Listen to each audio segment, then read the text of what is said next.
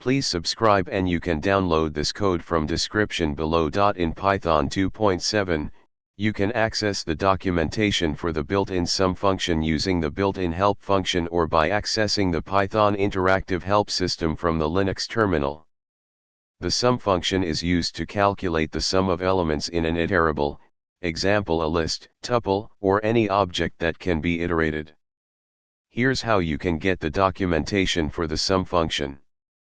Open a Linux terminal and launch the Python 2.7 interpreter by typing Python 2.7. Then, you can use the help function to get information about the sum function. Here's how to do it. This command will display detailed documentation and usage information for the sum function. You can scroll through the information using the arrow keys or the Q key to exit the help viewer. You can also access the Python interactive help system directly from the command line without entering the Python interpreter.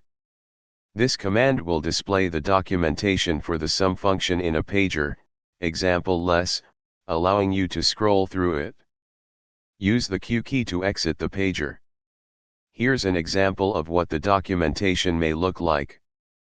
This documentation explains the purpose of the sum function, its parameters, and what it returns. It's a great resource for understanding how to use the sum function effectively in your Python 2.7 code. ChatGPT